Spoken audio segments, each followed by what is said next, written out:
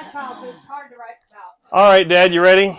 What? So I've got these cards right here. They have early life, midlife, and later life and reflection. So they're just regular cards. I can ask you questions, and there's no right or wrong answer. Okay. So I thought we'd start with. There's no right or wrong. Well, yeah, these are just cards to prompt stories that makes you Okay. think anything. Like the first one says, "What was one of your most memorable days as a teenager?"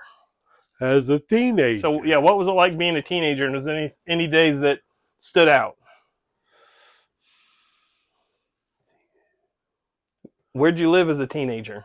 Podunk. Podunk. And where is Podunk? Southwest of Bargersville. Okay, out in the middle of nowhere, huh? Yeah. Now, I might ask you questions that I already know the answer to, but this is just for whoever wants to see it in the family. So And then I guess because we ride our bikes. We rode our bikes everywhere and went fishing. Mhm. Then. So that was a typical day as a teenager, just riding around, Yeah. going fishing. So how old were you when you first started working on cars? Probably about 11, 12. So that was part of it too, right? Yeah. Because Grandpa, he worked on cars too, didn't he? Yeah, I'd go out and help him and work with him. And then after a while, next thing you know, he'd come home and he says, "My car's doing this." And he'd take his other car and go to work, and I'd go out there and fix it the next day, you know. I'm like, okay, he thinks I'll do it now. I can do it. So, yeah. So what was your first car? Mine? Yeah, your first car. 64 Chevelle. Oh, nice. Did you find it yourself, or did Grandpa give it to you, or help you find it? Daryl bought it and didn't have no motor or no interior in it, just the shell of it, the body. And then he didn't get nothing out of it, so and he only gave $25 for it, so I gave him $25 back for it. And then Junior Raymer wrecked the car he had that Betty give him and totaled it. So I ended up getting that car for nothing. And then I took the motor and transmission out of it and put in that Chevelle, the interior and put in that Chevelle. Oh. And fixed it all up and everything. And then I didn't have my license then. Right. And I'd run it down the road down there to Schaefer's and back just 4 mile down the road. No mufflers on nothing. Get out there and run down the road. What'd you give her at? Go down to Schaefer's house and come back. The next thing you know, after I parked it and everything, we sitting there in the yard, and all of a sudden you see the sheriff go by. And somebody called him and said, "Sorry, I heard loud pipes," you know. Yeah. And like, well. And you were already done at that point. I'm done. I'll put it back in the spot. And nobody ever said, you know. That sounds like the Dukes of Hazzard. Yeah. I didn't have no license or nothing. I'd go down the road with it, you know, back and forth. Yeah, they didn't care. Then when I got my license, I thought, okay, got the license and registration and everything on it. Drove it about a month and then traded it off and got that Barracuda. Well, the Barracuda was your second car? Yeah. Oh, okay. And what year was that? Was a 70 Barracuda? 65. Oh, 65. Okay. I got pictures of it in there. Oh, nice. Okay, so the next card says, did you work as a teenager? And what was your first job? Did I work? Yeah, I worked landscaping. Okay. You know, around houses and stuff. I put in finger systems. Of course, I didn't do that. But I put the lines in for the finger system. Larry done the backhoe. And Larry who? Larry Scrissner. Okay. Amy's dad. He done the backhoe and the tractor. And when we finished grade yards, I'd do the hand breaking around the house and everything. Stuff like that. And that was how old were you when you did that? I was probably 13, 14, 15 years old. Okay. Doing that. Probably not a fun job, though. No, it wasn't a fun job. He had to come over and get me all the time because I couldn't drive then. So he'd come over and get me and we'd go out and do jobs. And then they'd pay me cash because I was so young they couldn't put me on their All right, things, so it was like child labor laws. You weren't technically. How much did he pay you? He's having minimum wage then. Oh, okay. Probably So, just like a couple bucks an hour, though. yeah. Okay, next question says, where were you born and how long did you live there? Salem, Indiana. After I born, I raised down. I lived down there probably, I think, a couple of years. So you really don't remember that I then? was little because I wasn't even in school when I got here, So you moved from there to Podunk. Well, from there, yeah, to Podunk, and I think Indianapolis first because up there off of Wimp. There's another road up there. What part of Indianapolis did Dad live? Off of Wicker Road. Wicker Road, okay. There used to be a house up there. We lived there for a little bit. I don't know Mm-hmm. how long, but then we ended up in Podunk. That was where most of your childhood was there in Podunk. Yeah. All right. This one says, where were your parents from and why did they move to Salem? Granny was from Salem. She was from Salem too, okay. And your grandpa was from Tennessee, Cookville, Tennessee. Mm-hmm. And how they met, They didn't tell you how they met? no. Boys don't ask those kind of questions usually. All I know is Dad used to talk about going in a horse and buggy. Oh, really? Him and Granny in a horse and buggy. Oh, well, so when was Grandpa born? June 17th, 1930. 1930. Okay. And then Granny was 6 years older than him, right? 7 7 years years older. older than him. Okay. Born in 23. She was born on April 20th. April 20th of 23. Okay. Mm-hmm. So, when you had your first job working the landscaping company for Aunt Rita's husband, Larry, right? Right. Where did you spend your money when you were making your own money? What kind of things did you spend it on? On my car, mostly. You know, it's funny you say that because the next card says, "Tell me about your first car." So, on that Chevelle. Yeah. So, I bet you could get things pretty cheap for cars back then, though, couldn't you? Oh yeah, you could get pretty cheap then. Like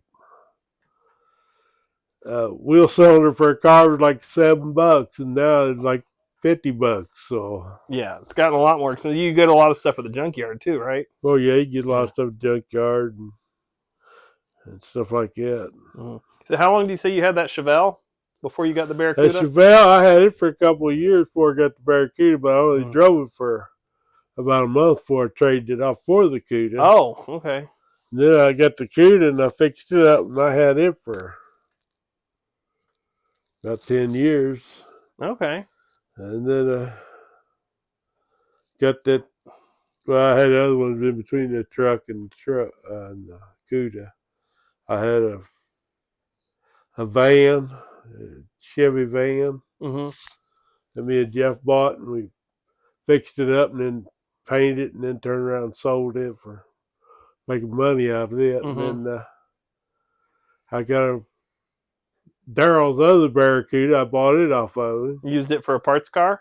No, I bought his because he blowed the motor up. So I had a motor and transmission, so I put it in that Barracuda. Then I turned around and sold it for $400 or $500. Oh, so you made a little profit on that too. Yeah, and then I got the truck, 68 Chevy truck. I got pictures of that in there too.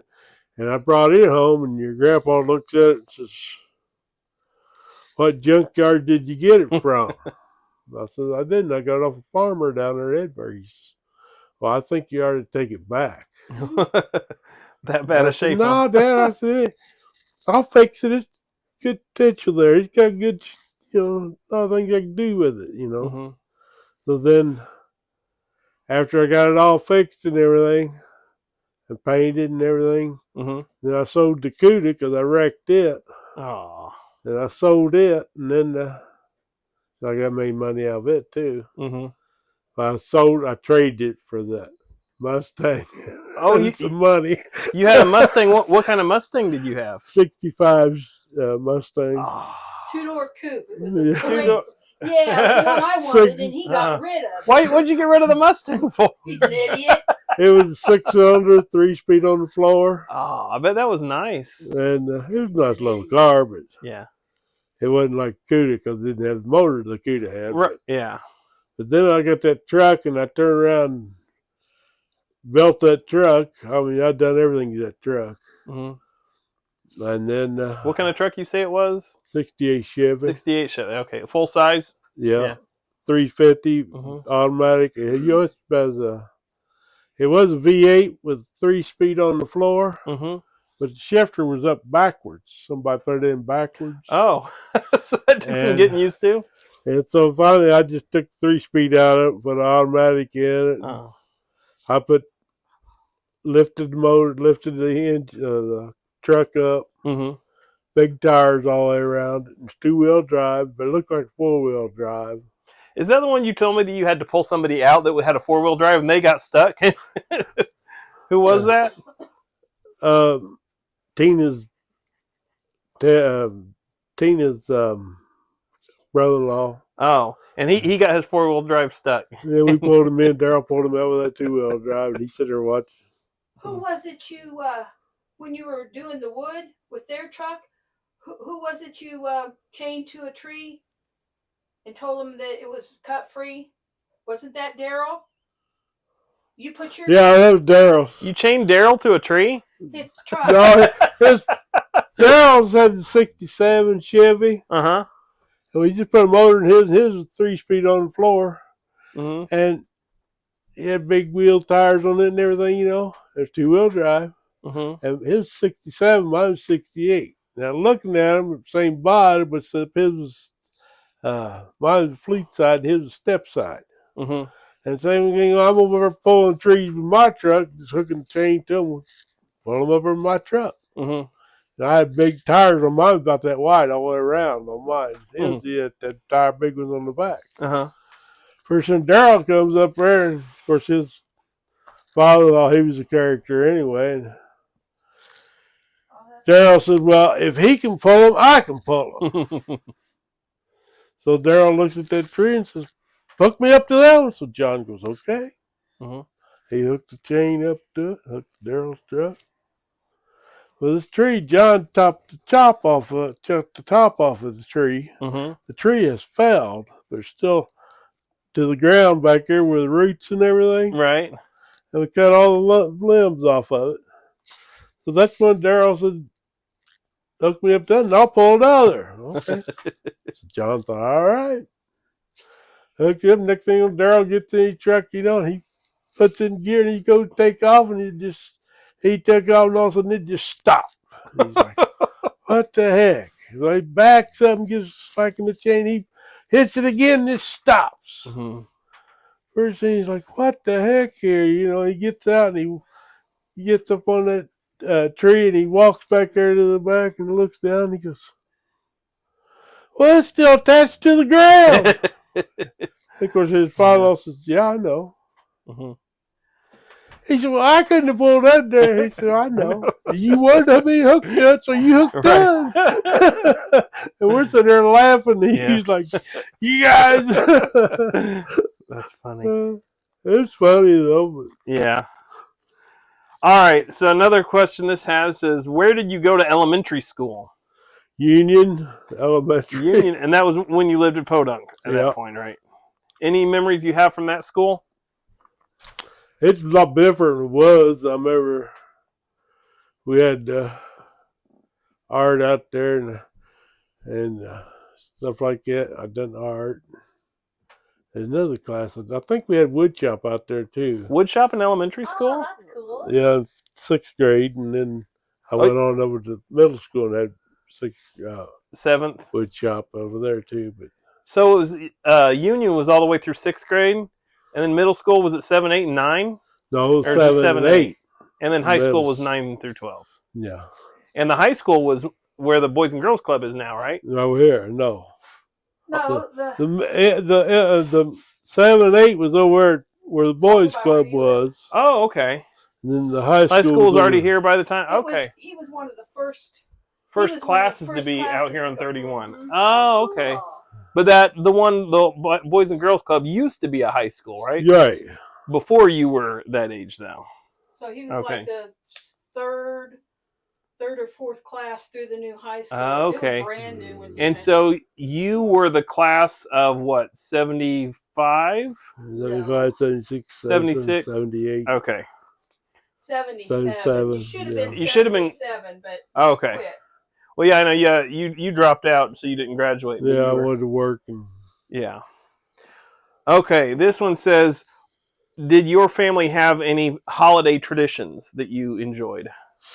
yeah, we done Christmas, Thanksgiving. Mm-hmm. Mom would always make dinners for Easter. Mm-hmm. You know, they used to go to the graveyard and watch the graveyards every year too. And Mm-hmm. So you didn't go to your grandparents or anything? You always just stayed home? we'd stay home. Grandparents come down there in Podunk. Okay. We had a bigger house and everything. And then, of course, in summertime, we was always down to Grandma's old house down there in Salem, Mm-hmm. out in the country down there. So Granny's parents still lived in Salem when you lived in Podunk? No, his grandpa was dead before he Oh. was born. My grandmother had a house down there when I was little. Uh-huh. Then after she died, Mom inherited the house, and we just for more or less a weekend getaway, and we'd go down there in the Oh, okay. summertime, and You had a summer home. A summer home in Salem, huh? yeah, we'd mow the grass, and We should go down there and Be look at it down- sometime. we'd mow the grass and do stuff down there, and then we had a farmer had a pond up the top of the hill. We'd go up there and do fishing all the time. and Okay. We had known everybody down there. Right. Then Henry Smith's dad, Mm-hmm. Ike, he came up through there in a little old car. You know, he come by, he just pulled over. And see, we was there, and he just stopped. And, Something hang out for a while. yeah, visit everybody. You know. That was back in the days when you just stopped by somebody's house, just knock on the door and just come visit. Then Henry come up through there in his car. You know, Henry, Mm-hmm. and he bought this '59 Ford. Mm-hmm. And next thing you know, somebody said something about that Ford. He said, "Man, that Ford gets stuck everywhere." So, and Daryl, Mickey and them, or not Daryl, Mickey and them says, "Yeah, he probably would get stuck, you know." Mm-hmm. Well, Henry's doing something. The other Mickey went out there and jacked up the back of his car and put bricks underneath the back rear end of his car. Uh-huh. So the tire's only about that much off the ground. Uh-huh. And it was on the passenger side. Next thing you know, he gets in it. So he didn't see Fires it. up, he puts it in gear. And why ain't this thing moving? And their dad and all of a sudden they're just kind of watching, laughing, you Because know. those tires are just a spinning, weren't And they? the first thing he gets out, he's looking. And finally, he sees it. You guys! So you and your brothers, you're all a bunch of practical jokers, weren't you? Yeah. And your grandpa. Oh, yeah. Well, that's where you got it from, right? Yeah. Now, were Grandpa's parents still alive? Your grandparents on his side? Did you ever? Grandpa was, well, but he was up here in Indianapolis. Mm-hmm. Dad's dad, but Dad's mom was dead. Yeah. So your dad's dad was alive. Yep. And your mom's. And your dad's mom. She passed Yeah. away. years Okay. ago. So Iona's mom and Ralph's dad. Iona's mom and Ralph's dad were the only two that were alive. Right. Okay. All right. So, what were some of your favorite childhood games or toys when you were little? Any games or toys that you liked that you played with? Or are they just? Oh, we played with trucks and cars and Mm-hmm. them. We had these guns things. Mm-hmm. They got us, and it's all metal.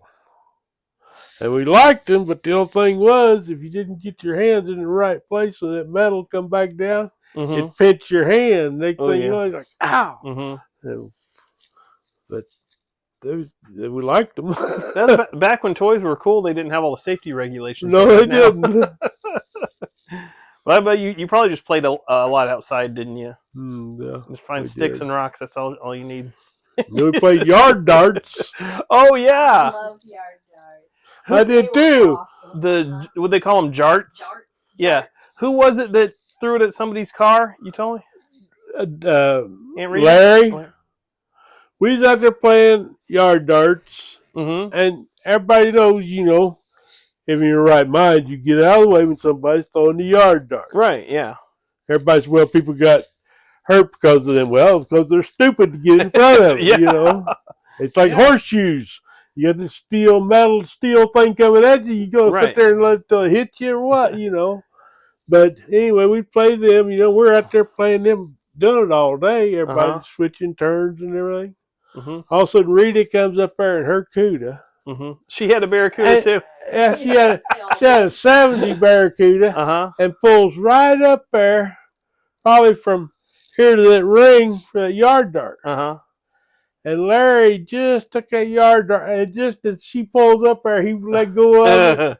And the windshield goes down through there, and you got that metal beside the windshield. It hit right there beside that metal on that windshield, just right there, And he's like, and she gets out, and she's mad, and everything. Larry's sitting there going, "I'm sorry," and Dad's looking at her and says, "Rita, you're no better than that. Yeah. It's your fault. You shouldn't have moved it over there." Right. It's like, and she done it a couple times. Then Larry, he gave her some money for that. I don't know if she ever got it fixed or not. And then she came over to the house one day, and we and him just pulled in the driveway with his truck. Mm-hmm.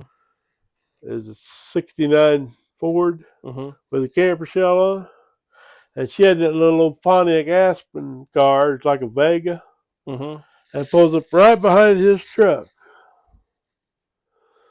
Well, we walked out and just got in his truck. And he didn't walk between his truck and her car. He walked around in front of his truck and got in it, Next thing you know, he fires up the truck and he's going like this, looking in the mirrors.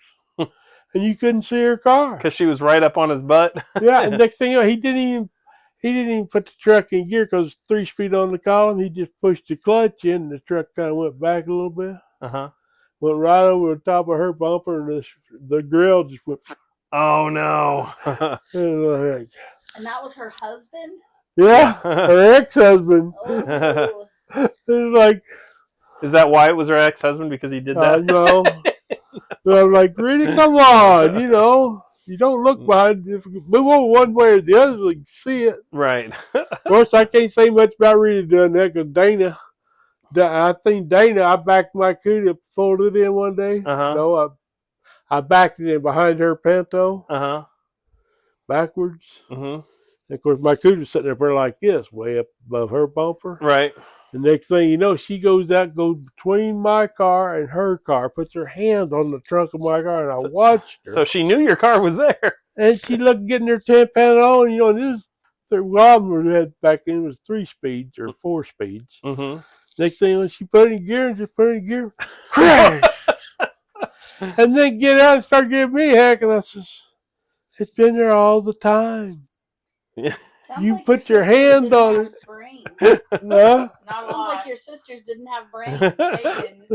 Some they just didn't pay attention. Like, it's like, what did you get? You might have talked about this in with us because it's funny. The next card says, "When was your first car accident?"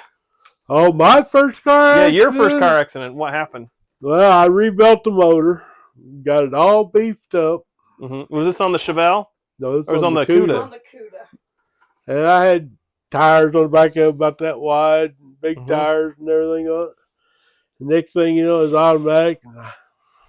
Your grandpa always said 200,000 miles, break it in. The day it came 200,000 miles on it, why, I went around the corners out there and got on straight away, and I thought, okay, it's time to see how this thing will run. So I stopped, and then I give it the gas, started power cog it and give it the gas, and I took off, and next thing you know, it took sideways and down in the ditch I go, and I hit this mailbox. Seen the mailbox come, and pretty soon I hit that mailbox, and mail come up like this and hit the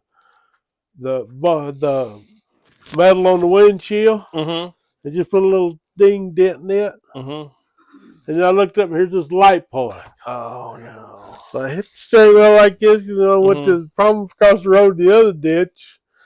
And pretty Mm. soon I'm going there, and I went like this and come back across the road. When I did, I went sideways and hit this fence post Oh no. and knocked the fence post down, which fence post went that big around and put a dent in my car like that, on the hood of it. Mm-hmm.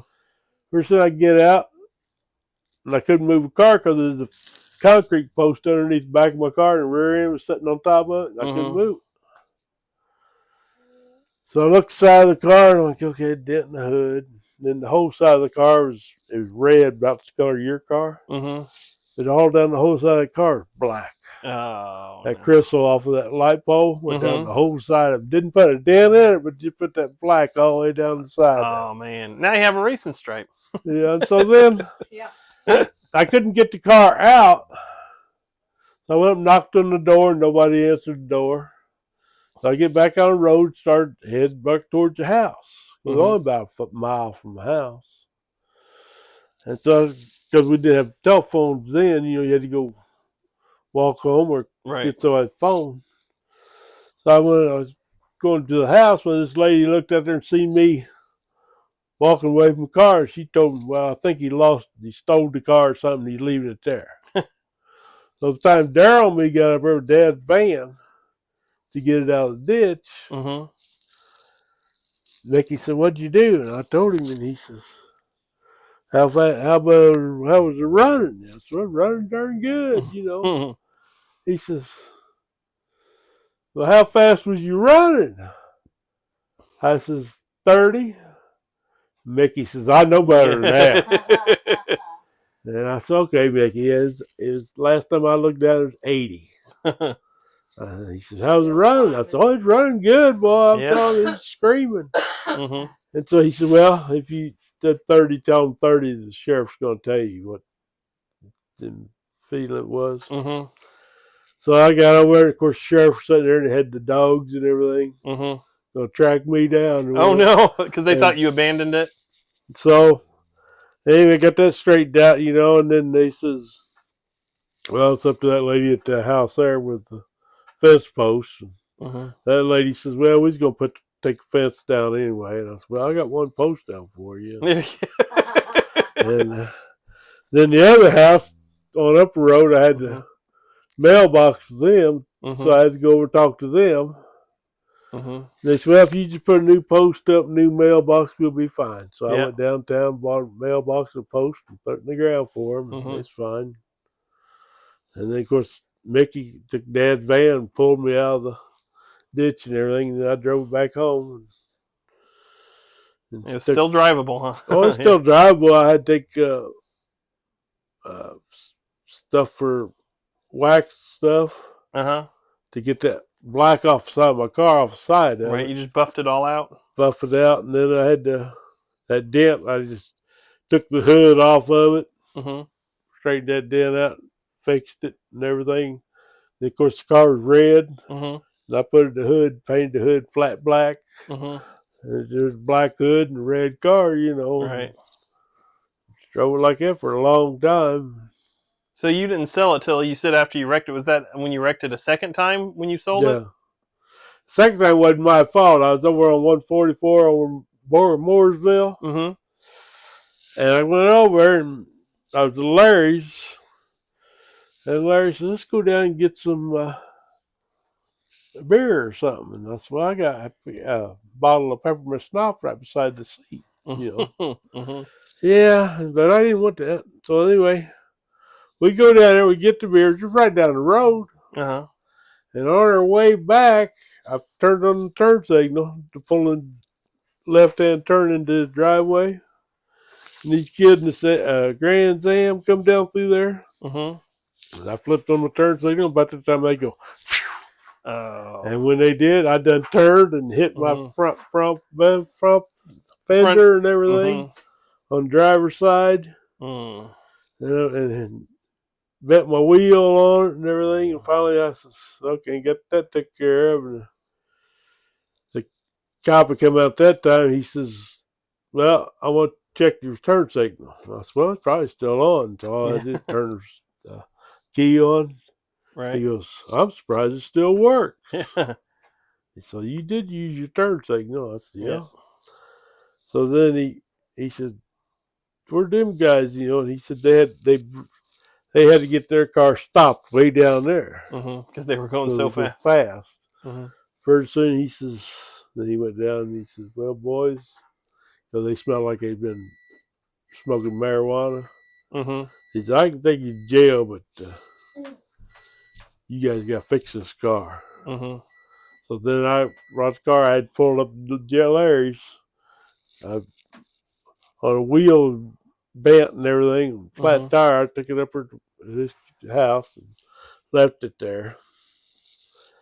Then I sat there at Larry's house and we sat there and drank beer. And pretty soon I says, "Well, they take me back home." Well, at that time I was at Bargersville, Providence, Mm-hmm. staying at Mickey's. So I went. Larry took me over to Mickey's house and I knocked on the door. Mm-hmm. And Mickey opens the door and he said, "What are you doing?" Because I'm a little drunk, And Uh-oh. Yeah.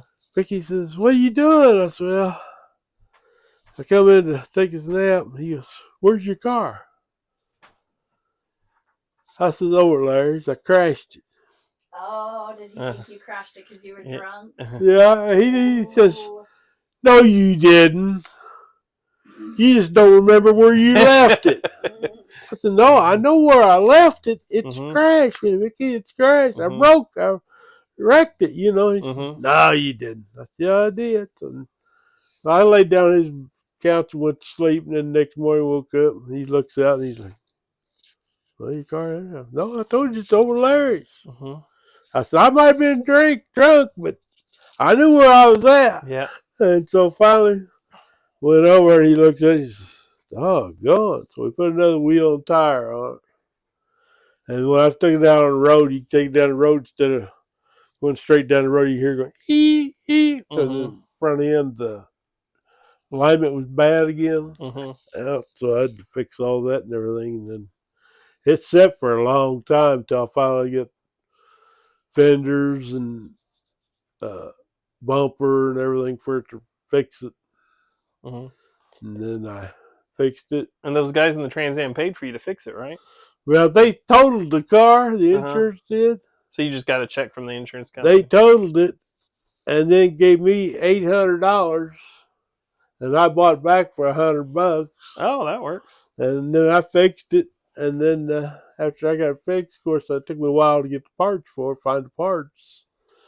And then by that time, I was driving that van that me and Jeff had. That I rode that van for a while. Then I got the parts for the CUDA, and I sold the van. And then I fixed the CUDA, and then I took it down, and then I took that truck, and I fixed that truck, and I sold the truck with this primer brown for a while, and then took the CUDA down there to Jeff's, and we painted that thing candy apple red and everything, and then after I drove it around, I'm like, well, it's all right, but it's not the same. It's wrecked, So then I decided to sell it. And then that truck, Daryl, I had the truck, and Daryl had something wrong with his car or something. And I just got the truck, just got the motor and transmission in it and putting it together. And Daryl says, "Well, you can take it home with you. You can drive it this week and then later till you get yours fixed." Okay.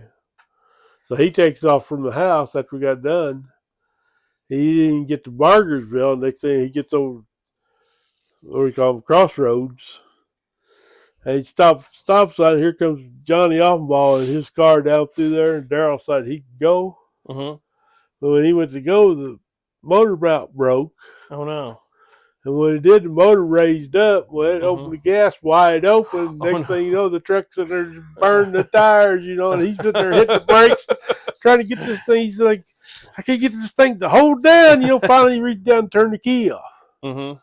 And he turns the key off, and of course the motor shuts off, and then he's like, and he's there like, what's wrong with this thing? So then he fires it back up, and he takes it easy, and then for the next one he hit the gas again, and that motor raises up, and it's going, you know.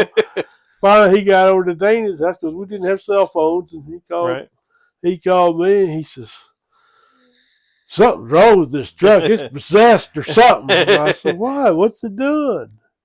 He said, I turned the corner and I hit the gas, and next thing you know, that sucker reared up and it's a going. He says, of course, I shut it off. And he said, of course, the old guy come down through there was Johnny Offenbach, our bus driver. Oh, is that who that was? And the bus drivers, Daryl said, something wrong with this truck. And he looks at Daryl and says, I know what's wrong with it. It's you. He knew us boys, you know, we was always on the road out there giving them heck. So right. I told Daryl, I said, okay, what's it doing? He told me, I said, okay, go out there and have Dana get in it and watch the motor. So he got Dana get in it and put it in gear. And next thing you know, he sees that motor go up like this. And he told me, I said, okay, there's a chain in the back of it. Chain the motor back down in there. So what we did, we finally ended up putting chains on each side of it to keep the motor chain down in it. But you couldn't get motor mount. I put 2 new motor mounts on it, they'd break them up right, really? no problems. And so I just chained the motor down in there and chained it up. Do what you got to do. All right, one more question. What were your siblings like when you were young, and how many siblings did you have? I know you're one of 9. Yeah. You're the baby. Yeah. So, yeah. Yeah. What? So yes, she said you're the baby. Yeah. So it starts out with, who was the oldest? Phyllis. Phyllis. And then Vonda. Vonda and then Mickey. Rita. And wait, Rita. Phyllis, Vonda, and Mickey were all Romines, right? Right. And then Granny's first husband had passed away. And then she married Grandpa and had the other 6, right? Right. So the next one was Rita. Rita, Dana, or Kathy, and then Dana. Twins. And then Richard and Daryl, and then me. And then you. So the 3 boys, you, Richard, and Daryl were the youngest 3. Right. 13 months exactly apart. 13 months apart. Exactly. To the day. Okay. So you probably hung out with them the most then, because all your other siblings were older. Yeah, we'd go down to Gertie's and hang out down at Gertie's all the time. We'd go then mow her grass and help her with the chickens and stuff like that. That's where I got and who was Gertie? She was just an old woman that lived down the road. We'd go down and help her with the chickens and feed her chickens and stuff like that and hung out with her. Of course, she made the best chocolate chip cookies you ever eat. Oh, nice. And we'd always get chocolate chip cookies from her. She'd always tell everybody, there's my triplets. Yeah, so didn't people sometimes mistake you and Uncle Daryl for the twins? Yeah. Because you 2 looked more alike than Richard did? Yeah. So you were closer to Daryl than you were Richard, weren't you? Right. Richard was, me and Daryl was always one guy out there and work on stuff and do stuff. Richard never did get out there and do much of that until he got older. And then by that time, next thing you know, he'd always want somebody to do it for him. Because then he'd turn around and tell you how to do it. Or try to. So did you spend much time with any of your sisters growing up? Yeah, I've spent time with Dana, and I've spent time with Vonda. A lot of them, you know. Me and Vonda used to go out dancing and stuff, and Dana. You dancing? Yeah, back in the day. And Rita used to go every now and then. Of course, Rita, I got tired of that because every time she'd say, I said, am I going out dancing? Oh, yeah. I said, now look, they start at 9 o'clock. So if we leave here about 8:30, we'll get there right time, you know. But she wasn't even ready by 9 o'clock. She'd be ready about 10 o'clock. I'm like, doggone. then time you get there, the place is packed. And you can hardly get in. It's like, nah, Right. I'm tired of this. Where'd you go? We used to go to Red, then we used to go to Beach Grove, Mm-hmm. place up there. Why did you go there? Beach Grove? Yeah, quarter beer. Oh yeah, quarter beer night. Quarter beer night in Beach Or Grove. $5 night. Mm-hmm. Oh, you can eat cheaper that way, but Mm-hmm. Now, was the drinking age still 21 back then? yeah. Okay. Yeah, but he never got carded. You never got until carded. his 21st birthday. So you were going there before you're 21. Well, I now, went huh? to Reds when I was 18 About and 17. 17, 18 years old. Uh-huh. And went in there, drink my beer, no problem. Go back home. And until the day I turned 21, I walked in there and I think her name was Jane or James, something like that. Anyway, I come in and she goes, I need your ID. And I said, what? Your ID? Okay. I said, why now? She said, what? I said, I'm 21 now. So it just happened to be on your 21st birthday. But she didn't say nothing going on. Of course, there's one of them I went to one time that had the music so loud in there. Mm-hmm. They carding you. Mm-hmm. Next thing you know, then they go, date of birth. And it's so loud, and I go, 1957. And then the guy goes, what? 1957. What? Finally, I told him that I was aged then, and he Right. goes, no, I can't let you in. I said, why? You said this day. I said, no, I said 1957. Well, I said, heck with you. I went home. Yeah. Well, didn't you have gray hair back then already? I had a little bit, but not that much. So you always looked a little older than what you were.